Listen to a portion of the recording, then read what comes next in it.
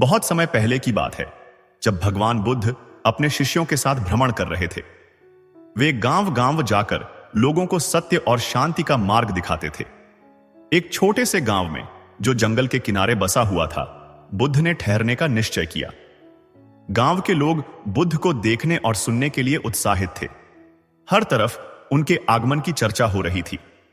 बुद्ध अपने शिष्यों के साथ एक बोधि वृक्ष के नीचे बैठे और ध्यान में लीन हो गए। गांव में एक साधु रहता था जिसे लोग अजीब समझते थे। उसकी हरकतें सामान्य नहीं थी। वह कभी कभी जोर जोर से हंसता तो कभी रोने लगता।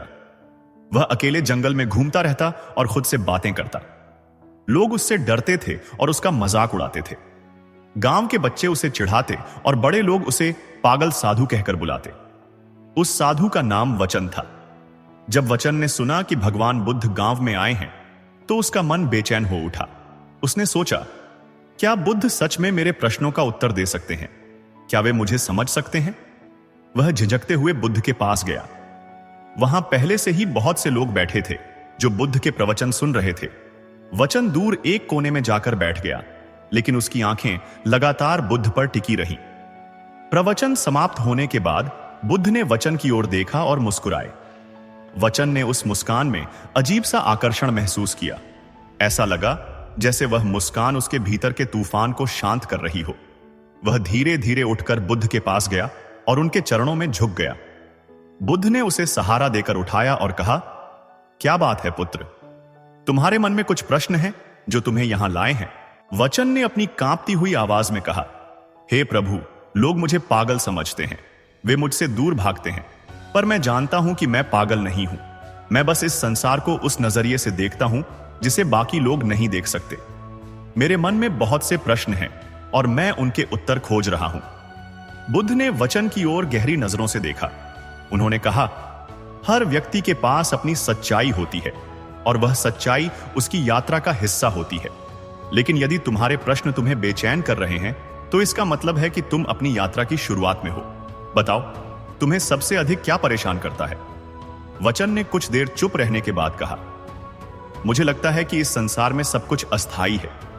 लोग कहते हैं कि सुख और दुख स्थायी हैं, लेकिन मेरे अनुभव में वे पल भर के लिए आते और चले जाते हैं। मैं इस अस्थायित्व को समझ नहीं पा रहा हूं।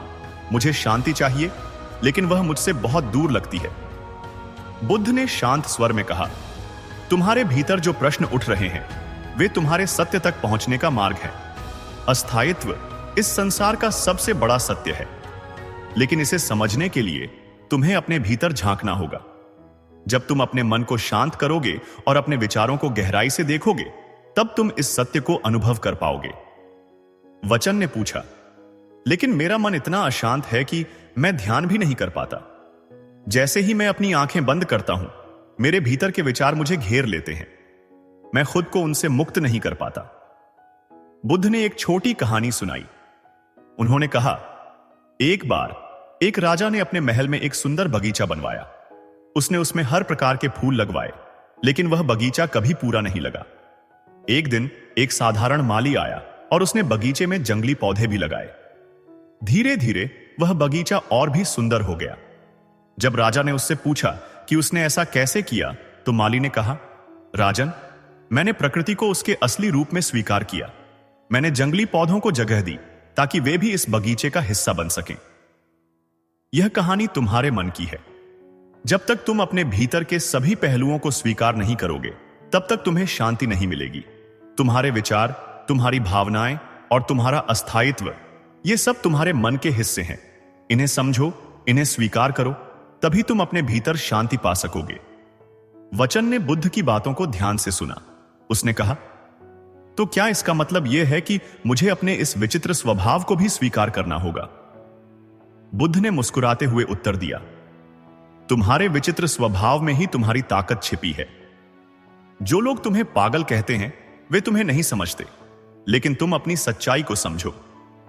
जब तुम इसे समझोगे, तो तुम्हें एहसास होगा कि यह स्वभाव तुम्हारे भीतर की शक्ति है, कमजोरी नहीं।